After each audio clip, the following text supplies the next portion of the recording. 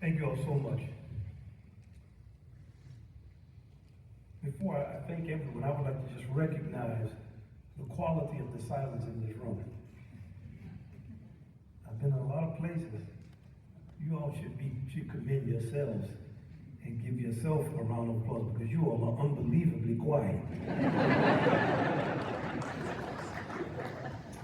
Carl, thank you so much for your introduction. To the Foundation Board of Directors, thank you. To the Awards Committee, thank you. To everyone on this august panel, thank you so much.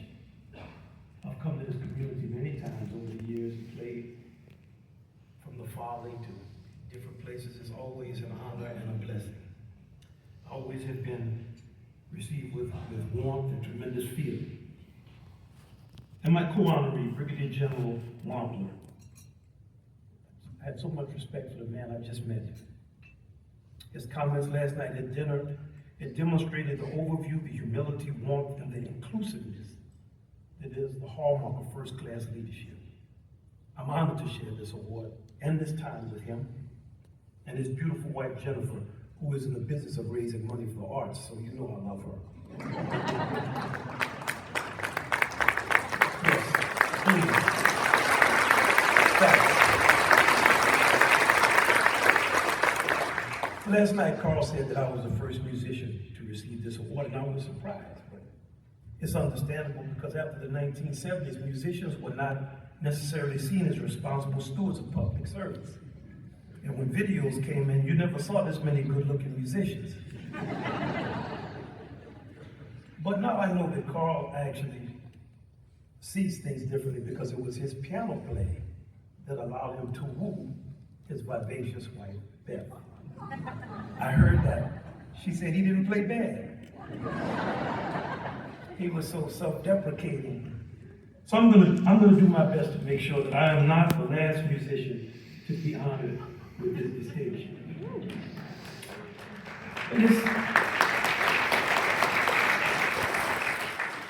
It's an honor to address you here this afternoon on the subject of renewal through re-mythologizing.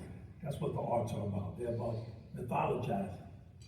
Setting into stone across time those things that a group of people thought, things that meant something to them, those symbols that represented them at their best. That's why we read Homer or Shakespeare. There's a lot of other stuff written, but we're not reading that. When I came into jazz in the early 1980s, I had the pleasure of playing with the great Art Blakey. One of my bandmates from that time was the legendary Kansas City saxophonist, composer, and educator Bobby Watson. His wife Pam is a great pianist, composer, educator. Also, they joined us at the dinner last night. And I'm always asked this, I'm sure Bobby is, well, what was it like working with Art Blakey? Well, those times in jazz were a lot like the times in our government and life today. The actual music struggled. It struggled to survive the choking weeds of musical and critical corruption, overfunded and encouraged by an ethically bankrupt and fraudulent music industry that was in the process of dismantling the bond between kids and their parents by exploiting teen sexuality to sell them taboo products with the funding of those same parents that they were being liberated from. This is one of the most interesting things that's ever happened. Let me pay for you to discover that you don't like me. Now, in that type of environment, Art Blakey was a beacon of hope. He was a man of profound and unshakable integrity. He was a man of dynamic ethical action. That's what he taught us from the bandstand every night. I'm 50 years older than all of y'all, and I will outplay and out-travel every one of y'all, and it's gonna go on all night. And I'm getting high the whole time. One of his favorite sayings, you never see an armored car following a hearse. I'm not out there playing for riches, I'm out there playing to be Art Blakey. When are you gonna find yourself? That was his question to you. When are you going to find yourself and stop playing exercises on my bandstand? In that way, he was a lot like President Truman. The president's words echo through the annals of time. They talk to us as siren warnings in this era of deep, deep discontent, disassociation, distrust, disrespect, disinformation, and the gradual dismembering of what remains of our democracy. As a jazz musician and the son of a jazz musician and an educator, I've spent a lifetime contemplating the meaning of American democracy from the viewpoint of jazz. Let's remember that jazz was the most egalitarian space in our country throughout the first 8 decades of the 20th century. 2 ages of American life in that century are named for jazz: the swing era and the jazz age. Jazz integrated public life on the bandstand of Benny Goodman 12 years before Jackie Robinson played baseball. I got to shout out Buck O'Neill, who I was blessed to join in a public service film for the opening of the American Jazz Museum in 1997 right here in Kansas City. Buck was an unbelievable jazz fan. I was asking him about Satchel Paige. He wanted to talk about Bird and who's the younger people playing.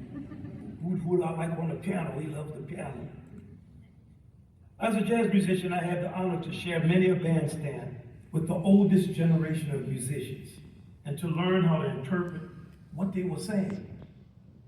We'll look at the president's words, but it's difficult to understand them because you have to understand the context in which they're spoken. A few words could contain a lot of wisdom, and those words had to be studied. The rabbi talked about Ornette Coleman. I knew Mr. Coleman very well. I would go to his house, always 12, 1 o'clock in the morning. He would never talk at first. He just say, "Man, you got your horn?"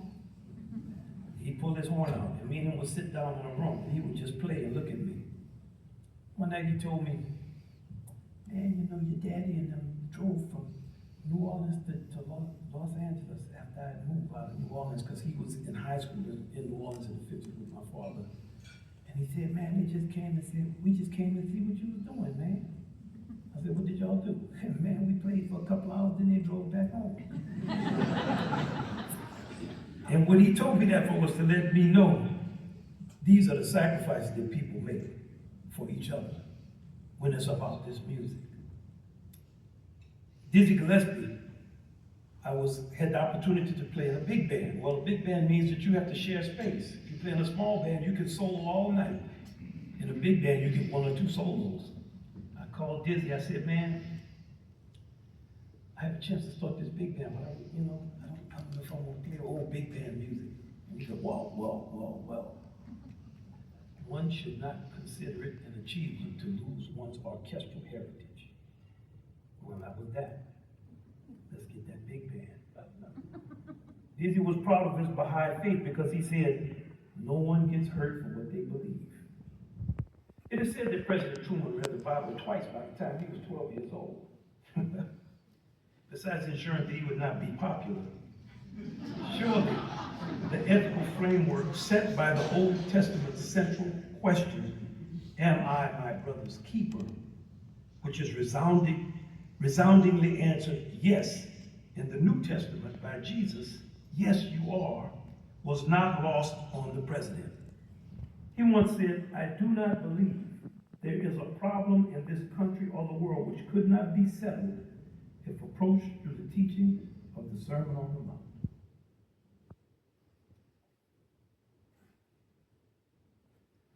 Just as this document undergirds our ethics in our part of the world, we also see reflections of the Old and New Testament throughout jazz history. In fact, the mighty Count Basie Orchestra, which came stomping up out of Pendergast-era Kansas City corruption to conquer the world in a mere 25 years, was identified as the New and the Old Testament. I was fortunate to hang with members of the Old Testament, the great Sweet Edison, and the New Testament, Frank West and Frank Foster. And I'm telling you, Frank West, I would see him at 80 years old in a club of younger people listening to some long composition at 1 in the morning. Say, "Man, Frank, you out here at 1 in the morning with your horn?" "Yeah, baby, I came to New York to be a jazz musician." Certainly, President Truman who was the only American president who could play a Mozart sonata on the piano, knew about Count Basie. We were looking at the picture of the president and Duke Ellington in the Oval Office. On this occasion, Ellington was gifting the president with the original score of his masterful composition, A Tone Parallel to Harp. It's 17 minutes of perfection. Let's just think, while they were doing that, examining those scores, Stalin was terrorizing Shostakovich. There's something in that. The only thing that could have made the meeting of Truman and Duke better would have been if they were trumpeters. Now, a cursory look at President Truman's achievements and actions towards a more civil society clearly demonstrates his alignment with the highest aspirations of our way of life and of us at our best, which is what we should always strive to deal with. You don't go to people's homes and see their photographic books and they show you the ugliest pictures of them fighting. This is our most dysfunctional time. Just look at these pictures. This is when I lost all of my false teeth. Let's look at that. This is me shaving corns off of my feet. This is me when I wanted to strangle my oldest son. That's not what you see.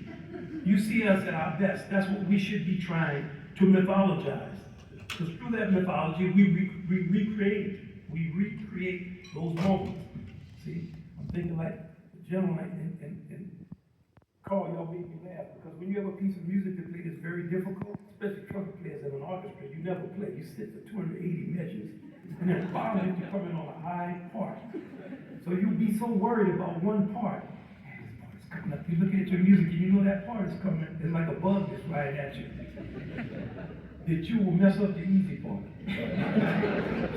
So then when you get to the hard part, it's okay. You already have had your mess up. I think that when we look at President Truman's achievements, and there are many, but for me as a son of the civil rights movement, I would be remiss not to acknowledge its actual inception. As the final legal vestiges of that transformative, completely national effort. It was not a black effort, it was an American effort.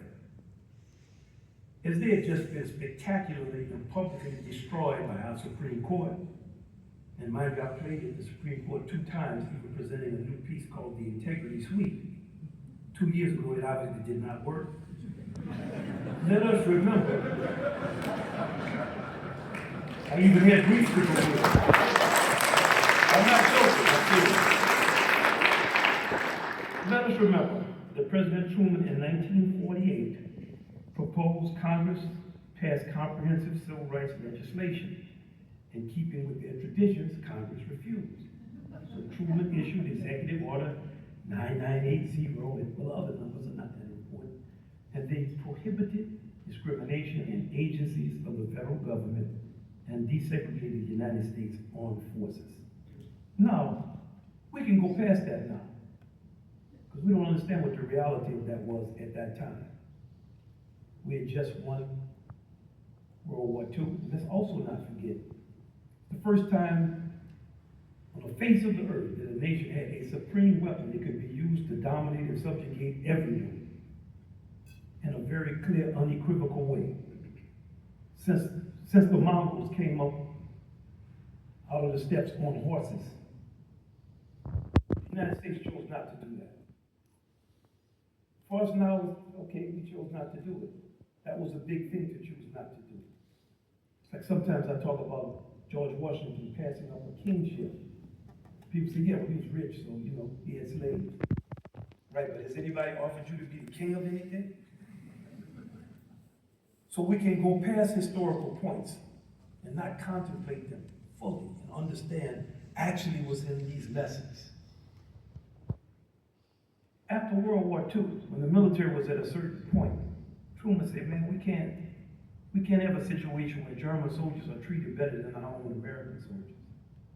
We need to do something about this. As we live in a time where we have an administration that's trying to reverse these things, and I don't relegate the administration to Republican or Democrat. It's a national issue. There's a lot of complicity on all sides. Let's be sober as we pass through a post-civil rights America with a homeless population of others who occupy our city streets like walking ghosts. Let's look at our education system as it becomes less and less effective and more divided by race, class, and everything else. And let's reflect on President Truman's words. I think the fundamental purpose of our educational system is to instill a moral code in the rising generation and create a citizenship which will be responsible for the welfare of the nation. What of the welfare of the nation? You know, the platitudes and talking is familiar. We've heard it in our families. It's familiar. We've heard it. And it's easy. We've become inured to hearing statements about what we must do and what we should do. And unfortunately, what should be never is. In order to improve, we have to take what I call meaningful action. And meaningful action is just something you really don't want to do. You've gone to that fifth person to lose those 25 pounds, and they insist on telling you, drink water, sleep, exercise, don't eat certain foods. And you know there's some pill or something for $9.99 on the internet that's going to make you lose some weight and be fine.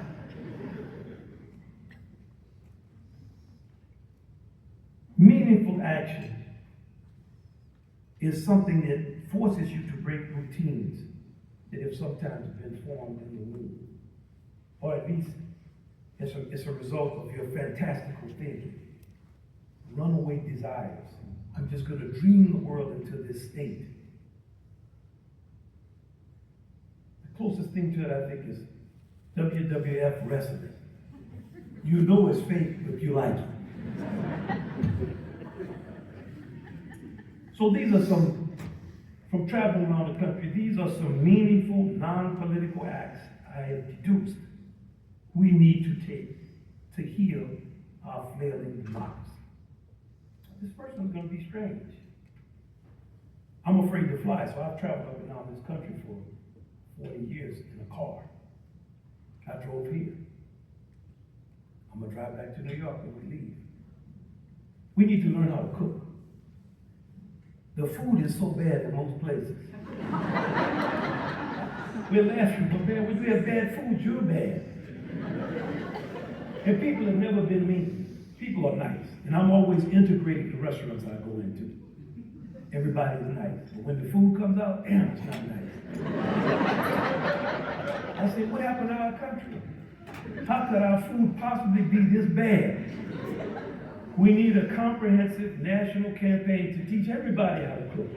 Girls, boys, grandma, grandpa, I don't care who you are. And when I retire, that's the first thing I'm going to dedicate my time to learning. I will know how to cook a good meal so you will not look at me like, damn. Here's the second thing. I'm going to take you all through a progression. And these are the progressions we don't do in our country because we don't know our culture. We don't study it. We don't study ourselves. How many schools have I gone in? Kids all through the 80s and 90s. Thousands of schools I went to. And one of the things I always recommend kids to do is learn how to couple dance. Because it would heal the sexual dysfunction that comes with being exploited. When I would go to the white schools, the kids would say, we can't dance. I would say, why? They say, oh, because we're white. I always had a picture I would show them of the ball after the Academy Awards that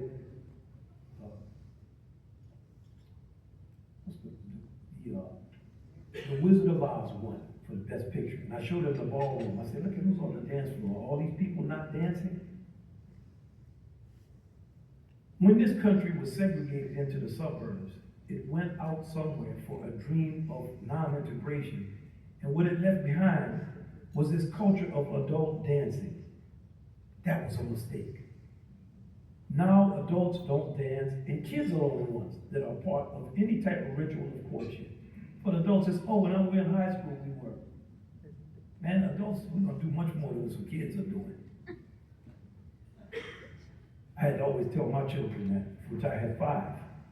Listen, whatever y'all think about doing, Not only have we been doing it, my great-grandma was doing it. You don't have to worry about it. We need to bring back public dancing for adults. Now, we can't imagine in the state of the music field now any old people want to dance to that. And you're right about that. We need rituals of courtship. And above all, we need the reintegration of the ages.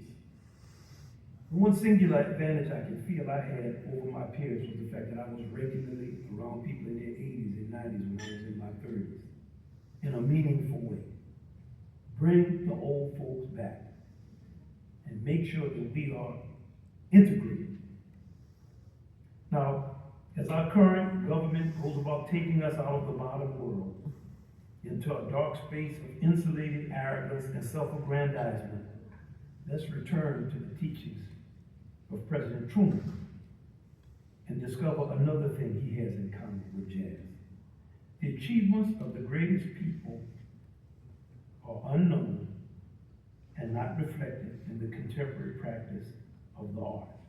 In a culturally, intellectually, and spiritually barren time, whose distraction and stratospheric, that's not what he said, that's what I'm saying. A stratospheric level of apocalyptic criminality and unethical behavior is developed at the speed of quantumly entangled particles, we must reflect more deeply on the teaching of our most dedicated and insightful patriots.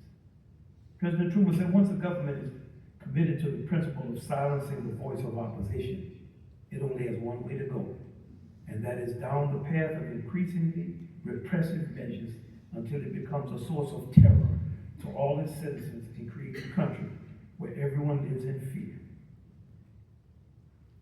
He said discrimination based on race or creed or color or land or origin, it is utterly contrary to American ideals of democracy,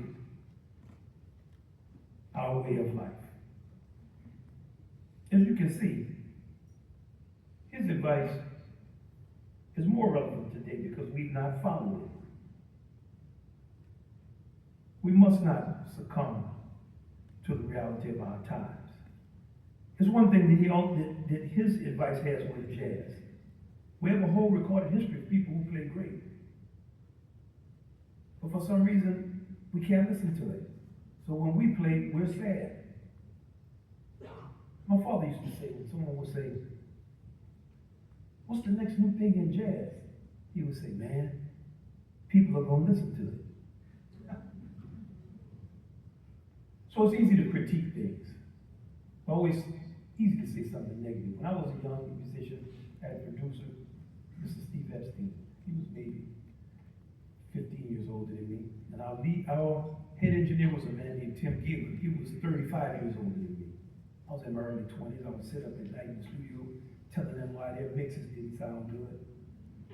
One night it got too much for Steve. Man, this is sad, man. You know what jazz is? This I get the sound like that. He said, you don't like the mix, man? No, man, you know, y'all don't like it. So he said, okay, do you want to mix it? And I was arrogant enough to say yes. He said, okay. He took all the faders down. All of a sudden, once the board was absolutely naked of any information, the critique became very different. But I was also arrogant enough to continue to try to mix it.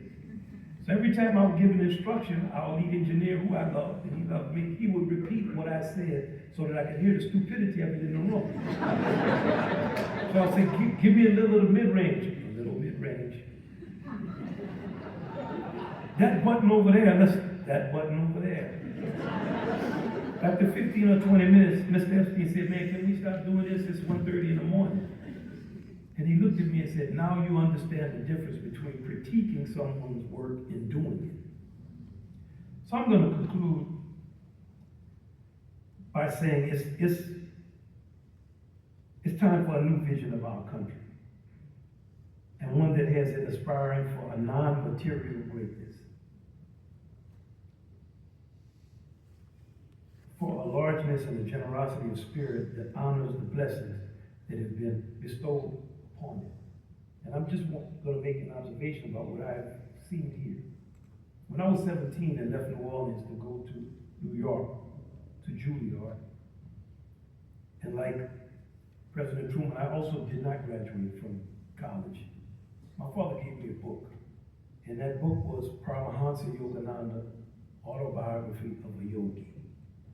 Man, I lived with this man for 17 years. I went to all of his gigs. He never said a single word about a damn yogi.